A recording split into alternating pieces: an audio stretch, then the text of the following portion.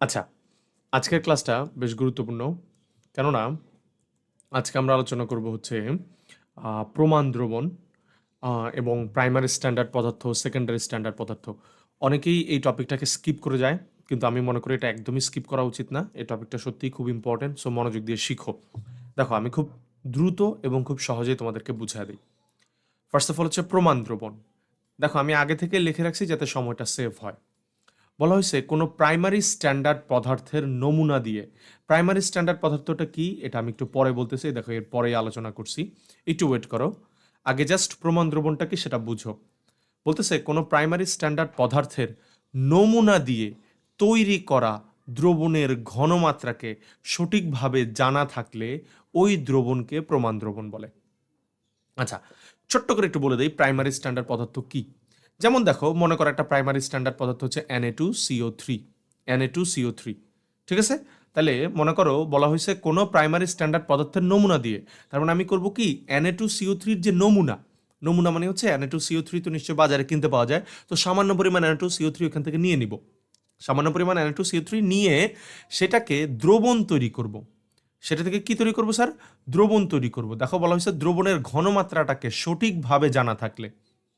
আমি করলাম কি, দোকান থেকে Na2CO3 কিনে এনে সামান্য পরিমাণ Na2CO3 সাথে মনে করো পানি মিশাইলাম। পানি মিশাই কি একটা দ্রবণ তৈরি করলাম। এবার ওই দ্রবণের ঘনমাত্রা যদি আমি সঠিকভাবে জানি, তবে সেই দ্রবণটাকে বলা হবে প্রমাণ দ্রবণ।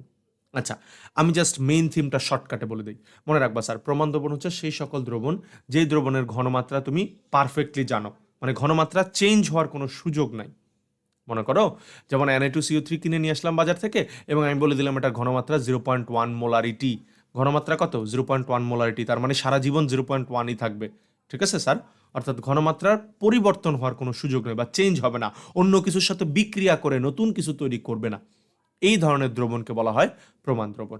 যেমন দেখো উদাহরণ দেওয়া হয়েছে 0.1 মোলারিটি Na2CO3 দ্রবণ, এরপরে 0.5 মোলারিটি Na2CO3 দ্রবণ ইত্যাদি। ক্লিয়ার? চলো এবার আমরা যেটা পড়বো সেটা হচ্ছে প্রাইমারি স্ট্যান্ডার্ড পদার্থ। এটা কিন্তু সত্যিই খুব ইম্পর্টেন্ট, প্রাইমারি স্ট্যান্ডার্ড পদার্থ। মনে রাখবা স্যার, প্রাইমারি স্ট্যান্ডার্ড পদার্থ, আরেকটা আছে সেকেন্ডারি স্ট্যান্ডার্ড পদার্থ। ঠিক আছে স্যার? সেকেন্ডারি পদার্থ লিখে ফেলছি, এটাকে এখানে সেকেন্ডারি স্ট্যান্ডার্ড হওয়ার কথা। আচ্ছা যাই হোক, একটা হচ্ছে প্রাইমারি স্ট্যান্ডার্ড পদার্থ, আরেকটা হচ্ছে সেকেন্ডারি স্ট্যান্ডার্ড পদার্থ। মনে রাখবা স্যার, প্রাইমারি স্ট্যান্ডার্ড পদার্থ অথবা সেকেন্ডারি স্ট্যান্ডার্ড পদার্থ হইতে গেলে তাকে চারটা বৈশিষ্ট্য মানতে হয়। কি কি বৈশিষ্ট্য?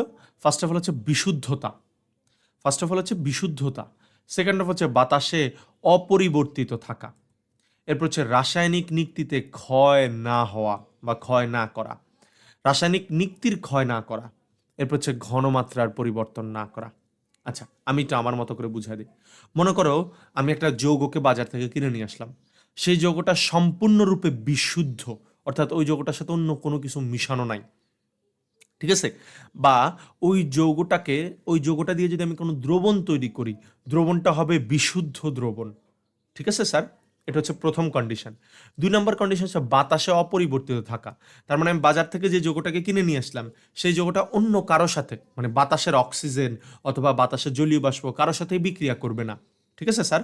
অর্থাৎ বাতাসে অপরিবর্তিত থাকবে। ৩ নাম্বার হচ্ছে রাসায়নিক নিক্তির ক্ষয় না করা। মানে ওই যৌগটাকে যদি আমি রাসায়নিক নিক্তিতে মাপতে যাই, তাহলে সে রাসায়নিক নিক্তির কোনো ক্ষয় করবে না। রাসায়নিক নিক্তির কি করবে না? কোনো ক্ষয় করবে না। ৪ নাম্বার হচ্ছে ঘনমাত্রার পরিবর্তন না করা। অর্থাৎ আমি বাজার থেকে কিনে নিয়ে এসে তাকে দ্রবণ তৈরি করছি, মনে করো 0.1 মোলারিটির। আমি যদি ১০ দিন পরেও আসি, আমি ওই ঘনমাত্রা 0.1 মোলারিটিই দেখব। অর্থাৎ ঘনমাত্রার কোনো পরিবর্তন হবে না। কথা বুঝতে পারছি স্যার? দেখো, তবে এই ৪টা বৈশিষ্ট্য যদি মানে, তবে ওই যৌগটাই হচ্ছে প্রাইমারি স্ট্যান্ডার্ড পদার্থ। দেখো আমি সংজ্ঞাটা লিখে দিছি। যে সকল এই ৪টা বৈশিষ্ট্য দিয়েই দেখো আমি সংজ্ঞা লিখছি স্যার। এই ৪টা বৈশিষ্ট্য দিয়েই দেখো আমি এই সংজ্ঞাটা লিখছি। বলছি যে সকল কঠিন রাসায়নিক পদার্থ বিশুদ্ধ অবস্থায় প্রস্তুত করা যায়। দেখছো ফার্স্টে বলছি না বিশুদ্ধতা, এই দেখো বিশুদ্ধ অবস্থায় প্রস্তুত করা যায়। সেকেন্ড বৈশিষ্ট্য কি? বাতাসে অপরিবর্তিত থাকে। এ দেখো বলছে বাতাসে অক্সিজেনের সাথে বিক্রিয়া করে না, অর্থাৎ তারা বাতাসের অক্সিজেনের সাথে কি করবে না? বিক্রিয়া করবে না। ৩ নম্বর বৈশিষ্ট্য হচ্ছে রাসায়নিক নিক্তির ক্ষয় না করা। দেখো, এবং রাসায়নিক নিক্তিতে কোনো ক্ষতি করবে না এবং দীর্ঘদিন ঘনমাত্রা অপরিবর্তিত থাকবে, তাকে প্রাইমারি স্ট্যান্ডার্ড পদার্থ বলা হবে। দীর্ঘদিন ঘনমাত্রায় দেখো অপরিবর্তিত থাকবে, মানে ঘনমাত্রার কোনো পরিবর্তন করা যাবে না। কথা বুঝতে পারছি স্যার? তারাই হচ্ছে প্রাইমারি স্ট্যান্ডার্ড পদার্থ। এখন আমাদের এই পৃথিবীতে প্রাইমারি স্ট্যান্ডার্ড পদার্থের সংখ্যা তো কম না, অসংখ্য প্রাইমারি স্ট্যান্ডার্ড পদার্থ আছে। তো তুমি এতগুলির মনে রাখবা কিভাবে? দেখো এটার জন্য স্যার একটা শর্টকাট টেকনিক অ্যাপ্লাই করে দিছি, দেখো পাশে লিখে দিছি। মনে রাখবা সি থাকলে প্রাইমারি স্ট্যান্ডার্ড পদার্থ হবে, সি থাকলে। যেমন দেখো এখানে সি আছে Na2CO3, এখানে আছে H2C2O4, এখানে আছে K2Cr2O7। যদিও এটা সরাসরি সি না, এটা সরাসরি Cr, এটা কিন্তু আসলে সি না, এটা Cr মানে ক্রোমিয়াম। তারপরেও জাস্ট মাথায় রাখো ক্রোমিয়ামে তো সি আসেই, তাই না? এই জন্য বললাম যে প্রাইমারি স্ট্যান্ডার্ড পদার্থ হচ্ছে তারা যাদের মধ্যে সি থাকবে। ঠিক আছে স্যার? এরপর দেখো Na2C2O4। ক্লিয়ার আমার কথা স্যার? সো এই সকল পদার্থ যেগুলির মধ্যে সি থাকবে এরাই মূলত প্রাইমারি স্ট্যান্ডার্ড পদার্থ। ক্লিয়ার? এবার আসো সেকেন্ডারি স্ট্যান্ডার্ড পদার্থ কারা? সেকেন্ডারি স্ট্যান্ডার্ড পদার্থ হচ্ছে তারা যারা ঠিক প্রাইমারি স্ট্যান্ডার্ডের মানে পুরো বিপরীত। প্রাইমারি স্ট্যান্ডার্ড যে বৈশিষ্ট্যগুলি মেনে চলতো ঠিক তার বিপরীত বৈশিষ্ট্য মেনে চলবে। এক নাম্বার ছিল বিশুদ্ধ, প্রাইমারি স্ট্যান্ডার্ড পদার্থ ছিল বিশুদ্ধ, তার মানে এটা হচ্ছে বিশুদ্ধ থাকবে না। এ দেখো আমি লিখে দিছি বিশুদ্ধ নয়। দুই নম্বর হচ্ছে বাতাসে অক্সিজেনের সাথে বিক্রিয়া করে। আগের বার কিন্তু বাতাসে অক্সিজেনের সাথে বিক্রিয়া করতো না, এখানে হচ্ছে বাতাসে অক্সিজেনের সাথে বিক্রিয়া করবে। এরপর হচ্ছে আগেরটা রাসায়নিক নিক্তির কোনো ক্ষতি করতো না, আর এখানে রাসায়নিক নিক্তির কিন্তু ক্ষয় করে। ঠিক আছে? এরপর হচ্ছে ঘনমাত্রা, আগেরটা ছিল ঘনমাত্রা পরিবর্তন করতো না, কিন্তু এটার ঘনমাত্রার ঠিকই পরিবর্তন হবে। তবে এই টাইপের যৌগগুলা এটা হচ্ছে সেকেন্ডারি স্ট্যান্ডার্ড পদার্থ। কথা বুঝতে পারছি স্যার? আচ্ছা আরেকটা কথা একটু বলে দিই, কথাটা খুবই ইম্পর্টেন্ট। এখানে 4টা বৈশিষ্ট্য আছে। অনেকে ভাবে কি 4টা বৈশিষ্ট্যের মনে হয় 4টা বৈশিষ্ট্যই যদি বিপরীত হয়।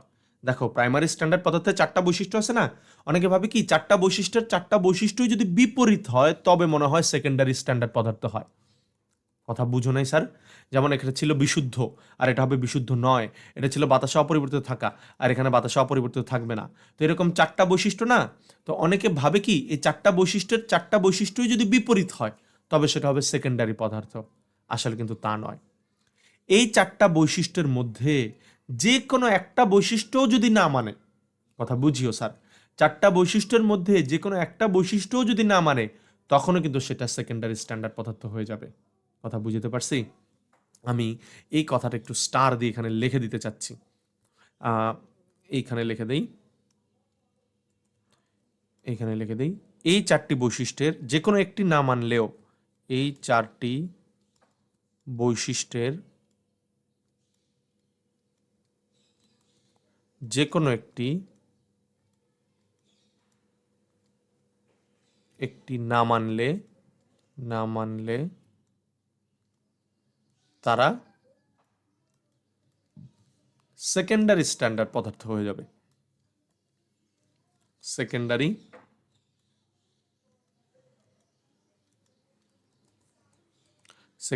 স্ট্যান্ডার্ড পদার্থ হবে, তাই না? একটু দাঁড়াও, হাতের লেখাটা বাজে হচ্ছে খুব বেশি। সেকেন্ডারি স্ট্যান্ডার্ড পদার্থ, স্ট্যান্ডার্ড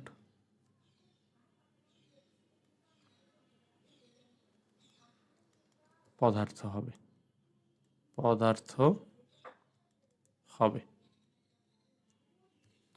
কথা বুঝতে পারছি স্যার? তার মানে এই 4টা বৈশিষ্ট্যের মধ্যে যদি যে কোনো একটা বৈশিষ্ট্য না মানে তবে কিন্তু সেটা সেকেন্ডারি স্ট্যান্ডার্ড পদার্থ হয়ে যাবে।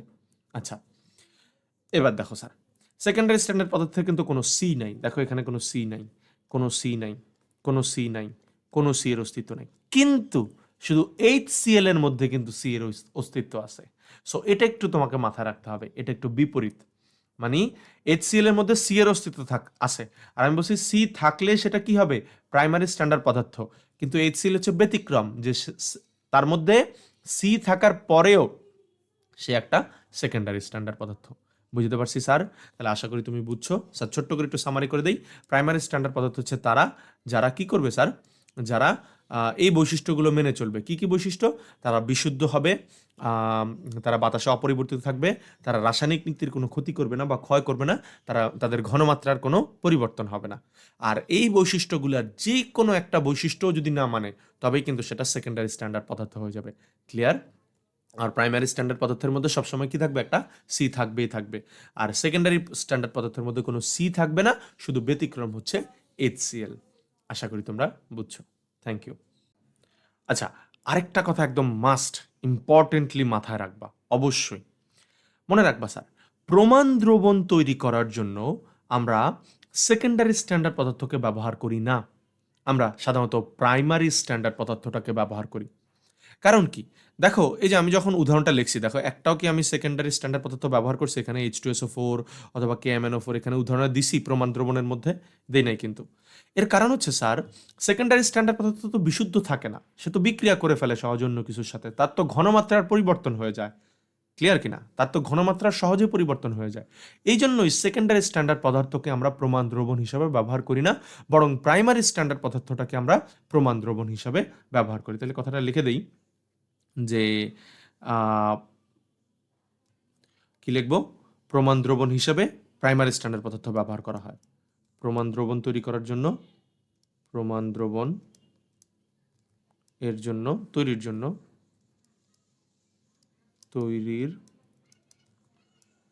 জন্য প্রাইমারি স্ট্যান্ডার্ড পদার্থ ব্যবহার করা হয়। মনে থাকবে স্যার? আচ্ছা, আজকের ক্লাস এতটুকুই থাক, চলো আমরা নেক্সট ক্লাসটা দেখে আসি।